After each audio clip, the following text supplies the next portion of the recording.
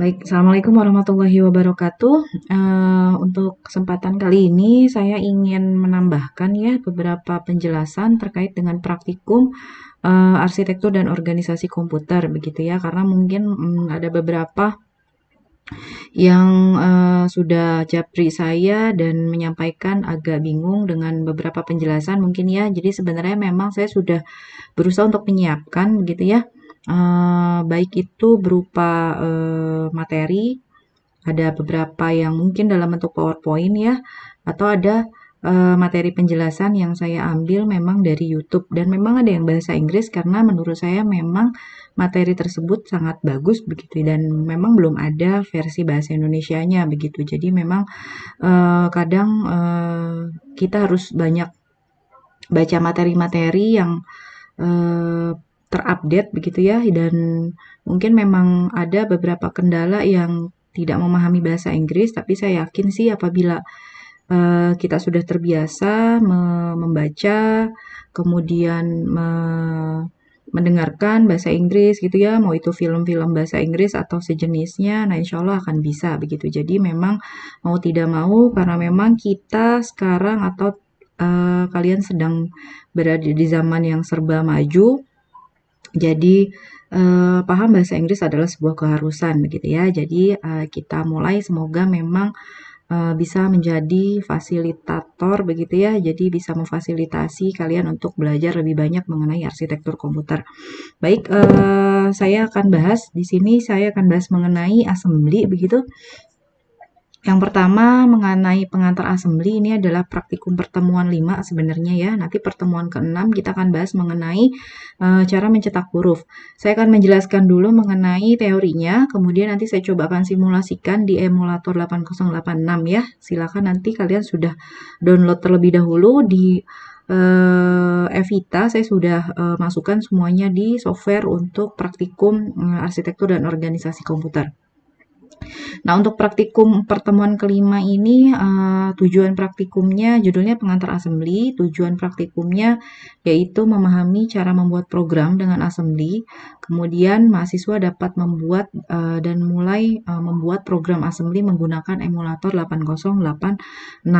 Jadi di sini ada apa namanya, bentuk source file yang bisa digunakan oleh kalian gitu ya untuk membuat pemrograman assembly. Bisa berupa Notepad gitu ya. Di sini sudah ada WordPad, Microsoft Word atau Microsoft Processor lainnya sebenarnya ya.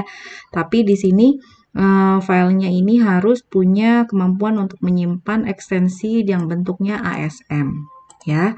Kemudian di sini ada contoh. Nah, ini contoh yang ada di sini sebenarnya adalah contoh-contoh yang bisa kalian langsung buat atau kalian ketikkan di emulator 8086 ya. Jadi nanti ini kalian ketikkan di emu 8086, lalu setelah itu nanti kalian bisa langsung assembly ya. Kalian bisa langsung cek hasilnya seperti apa outputnya. Nanti saya coba simulasikan juga ya. Kemudian ini kalau sudah kalian membuat programnya bisa di save as. Ini kalau misalkan kalian bentuk dalam disimpan dalam bentuk notepad, itu juga bisa, tinggal di save as. Kemudian jangan lupa nanti kalian pilih all files ya. Kemudian nanti kalian simpannya nanti bentuknya ASM ya, .asm. Di sini misalkan file name-nya coba, kalian ketikkan coba.asm. Jadi seperti itu. Kemudian nanti hasilnya kalian bisa cek di direktori yang nanti kalian sudah simpan tadi, di mana dicek di sana maka akan muncul ASM file ya, bentuknya notepad tapi ekstensinya ASM file. Nah, ini kalau kita langsung open di emulator 8086 maka tulisan atau program yang sudah kita masukkan di notepad tersebut akan langsung muncul di emu 8086 seperti itu. Nah, berikutnya di sini kita masuk ke program. Nah, di sini ada dua bentuk program, yang ekstensinya pertama COM, yang kedua exe. Nah, kita akan bermain di yang COM saja. Kenapa? Karena di sini untuk COM ini biasanya dari ukuran dia lebih kecil ya, lebih pendek. Karena dia lebih pendek, biasanya dia lebih cepat dibandingkan dengan exe. Nah, untuk proses atau penyimpanannya, dia hanya membutuhkan satu segmen memori saja ya, jadi cukup kecil dan maksimum bisa file yang mampu disimpan ini sebesar 64 kilobyte dan ini adalah ukuran untuk satu segmen memori ya.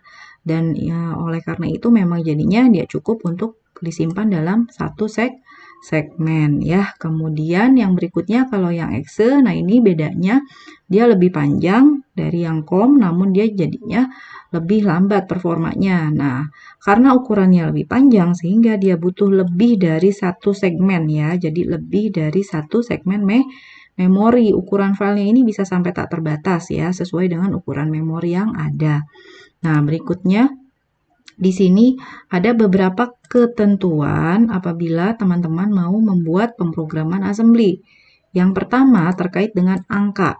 Untuk angka, di sini kita bisa lihat ada beberapa sistem bilangan ya, yang nanti kalian bisa masukkan ke dalam pemrograman di emulator 8086. Bentuknya misalkan untuk desimal.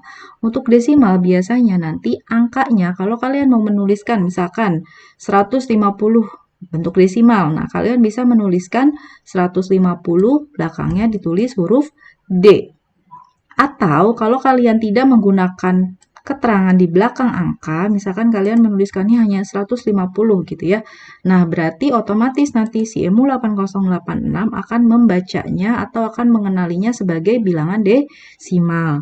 Kemudian kalau biner, nah untuk biner bentuknya kan hanya 0101 saja ya. Nah, untuk biner ini kalian bisa tinggal masukkan angka B di belakang deret bilangan biner yang kalian masukkan. Boleh B besar, boleh B kecil. Sementara untuk heksadesimal, nah ini kalian harus tahu, heksadesimal ini kalian perlu menambahkan H di belakangnya yang menunjukkan dia merupakan bilangan heksadesimal gitu ya. Nah, untuk heksadesimal ini sebenarnya dia mirip dengan si desimal ya, hanya saja dia hanya sampai 9, lalu 10-nya ini A, B, C, D sampai dengan F. F ini mewakili angka 16 ya. Kemudian di sini kita bisa lihat kalau misalkan nanti kalian menuliskan ada bentuk bilangan heksa, angka atau bilangan terdepannya ini misalkan angka ya. Karena untuk heksa ini ada angka, ada huruf gitu ya, hurufnya A sampai F, angkanya 0 sampai 9. Nah, di sini si emulator 8086 apabila angka paling depannya ini berupa bilangan, kalian bisa langsung masukkan, nggak masalah. Tapi kalau angka paling depannya adalah huruf A, B, sampai F, karakter begitu ya, kalian harus tambahkan nilai 0 di depannya. Karena kalau tidak, maka ini akan error ya. Jadi seperti itu. Sementara untuk karakter, silakan bisa diberikan tanda petik 2 ya. Kemudian yang berikutnya label. Nah, label ini biasanya nanti pada saat kalian harus membuat pemrograman yang cukup panjang, nah label ini cukup atau sangat bermanfaat. Hanya saja di sini ada beberapa ketentuan yang harus kalian tahu. Yang pertama, dia berupa huruf, bisa huruf besar atau bisa huruf kecil. Kemudian bisa juga berupa angka atau karakter. Syaratnya label itu tidak boleh ada spasi dan tidak boleh didahului oleh angka. Nah, di sini misalkan kita mau buat label mulai. Ya, berarti kalian tinggal ketikkan mulai lalu lanjut ke titik 2. Tinggal dimasukkan isi programnya apa. Nah, begitu. Nah, untuk label terpanjang di assembler ini hanya sanggup menampung sebanyak 31 karakter. Lebih dari itu, maka si assembler tidak bisa menampungnya ya. Kemudian, apabila kalian mau memberikan komentar sehingga tidak dieksekusi ya, maka kalian bisa berikan tanda titik koma. Silahkan tuliskan keterangannya. Misalkan move bx, 7 artinya berikan nilai 7 misalkan pada bx. Kemudian perintah move. Di sini kita bisa lihat untuk apa saja. Yang pertama dia fungsinya adalah untuk mengcopy nilai atau angka ke suatu register. Sehingga di sini kita bisa lihat untuk sintaksnya ini move, kemudian tujuan, lalu asal ya. Kemudian di sini kita bisa lihat untuk baris pertama move AL, 9. Artinya nilai 9 ini akan diberikan atau dikopikan ke register AL dan seterusnya ya. Kemudian di sini juga yang penting untuk tempat penyimpanan, misalkan yang ini, move AH, AL. Nilai di AL sebelumnya kan 9 ya, kemudian AH, AL yang otomatis nanti nilai AH pun bernilai 9 gitu ya. Kemudian yang berikutnya di sini ada beberapa perintah atau interupsi yang nanti digunakan.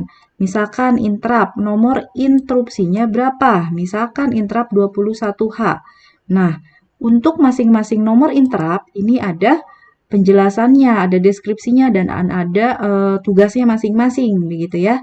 Jadi kalau misalkan nanti kalian mau memberikan interupsi tertentu, begitu ya, tergantung dari apa yang mau dilakukan. Nah, untuk nomor interrupt ini kalian nanti saya akan berikan nomor-nomor interrupt yang ada di assembly atau di assembler 8086 ya, di EMU 8086. Nah, yang berikutnya di sini kita mulai masuk ke pembuatan program COM. Nah, kalian silakan bisa buka EMU 8086-nya, kemudian nanti kalian bisa langsung ketikkan beberapa contoh yang ada di bawah. Sebelumnya saya akan jelaskan dulu untuk struktur dari program COM. Di sini kalian bisa ketikkan untuk struktur lengkapnya ya, .model small, kemudian .code, kemudian ORG 100H. Ini punya penjelasan masing-masing, nanti di bawah saya akan jelaskan. Kemudian ini label, silakan bisa masukkan, misalkan kalian mau memasukkan label 1 apa, kemudian titik 2, kemudian misalkan ketikan JMP, kemudian label 2. JMP ini adalah jam label 2. Nah, di dalam ini ada tempat data program ya. Misalkan data ini bisa berupa variabel begitu ya. Kalau misalkan kalian menggunakan JMP, biasanya di bawahnya kalian masukkan variabel-variabel yang memang tidak dieksekusi secara langsung tapi dilompati. Nah, yang kemudian di sini kita bisa lihat lagi jam label 2. Di label 2 ini baru nanti kalian tuliskan program yang nanti kalian mau eksekusi ya. Kemudian tinggal kalau sudah selesai tinggal interrupt 20 heksa ya. Nah, berikutnya di sini untuk modelnya sendiri .model small ini punya arti. Jadi misalkan di sini .model small ini digunakan jika apa? Jika data dan kode yang digunakan itu hanya berukuran sebesar satu segmen yang setara dengan 64 KB. Kalau misalkan ternyata program kalian memiliki atau akan dibuat program yang ukurannya lebih besar dari satu segmen, nah berarti kalian harus menggunakan format yang berbeda. Misalkan .model compact, nah ini misalkan lebih dari 64 KB atau yang large ini yang lebih dari 64 KB. Nah, kalau yang huge ini bisa berupa array juga yang lebih dari 64 KB. Hanya saja untuk praktikum dasar ini kita cukup membuat .model small. Artinya program yang dibuat hanya untuk ditampung dalam segmen memori yang ukurannya berupa 64 KB ya. Kemudian .code ini di sini merupakan tanda direktif gitu ya. Direktif ini digunakan untuk memberitahukan kepada si assembler bahwa kita akan mau atau akan mulai menggunakan kode segmennya. Nah, kode segmen kan sebenarnya sudah dijelaskan di sebelumnya ya. Fungsinya adalah salah satunya untuk menyimpan program yang nantinya akan dijalankan. Kemudian untuk ORG 100H gitu ya. Nah, ORG 100H ini definisinya adalah untuk memberitahukan assembler supaya apa? Supaya program pada saat dijalankan gitu ya, ada proses load ke memori, ini akan ditaruh mulai dari offset ke 100 heksa yang setara dengan 256 byte ya. Jadi nanti di sini sudah akan disediakan sebanyak 100 heksabyte kosong pada saat program dijalankan. Jadi programnya atau tempat program untuk menyimpan itu sudah dipastikan kosong dulu, karena kalau sudah penuh, nah nanti akan bermasalah pada saat proses penyimpanan program. Kemudian untuk perintah di sini akan ada banyak sekali program atau interupsi itu ya, atau perintah instruksi. Nah, sintaksnya misalkan kalian mau menggunakan jam. Nah, kalian tinggal masukkan jam atau JMP, mohon maaf, kemudian ketikkan tujuan. Tujuannya ini bisa macam-macam, biasanya berupa label ya. Kemudian yang berikutnya interrupt. Interrupt ini berupa perintah untuk menghasilkan suatu interupsi dengan sintaksnya interrupt dan nomor interruptnya. Misalkan interrupt 20 heksa. Ini fungsinya untuk mengakhiri program, lalu dikembalikan lagi ke DOS. Nah, begitu ya. Jadi, harapannya kalau misalkan sudah diakhiri gitu ya, nah ini tidak akan menyebabkan si komputer hang. Nah, jadi seperti itu. Nah, ini untuk latihannya. Semoga sudah bisa dan sudah dikerjakan ya. Jadi, intinya di sini untuk Fibonacci, kalian silakan buat program. Kemudian, program tersebut kalian buat sedemikian rupa sehingga bisa terus looping dan menghasilkan nilai atau deretan bilangan Fibonacci. Deretan bilangan Fibonacci ini cukup dimunculkan di register saja ya, di AX atau AH atau AL. Nah, di sini kelihatan kan sebenarnya 1, 1, 2, 3, 5, 8. Sebenarnya ini cukup menggunakan instruksi penjumlahan, ADD, hanya saja ada proses looping. Nah, silakan kalian bisa explore lebih jauh. Kalian bisa cek di mana di berbagai channel YouTube atau bisa cek juga di googling, sudah banyak sekali media pembelajaran. Silakan semoga bisa menambah begitu ya informasi-informasi yang memang saya tidak bisa sampaikan secara detail karena memang terkendala proses pembelajaran secara daring. Tapi semoga bermanfaat.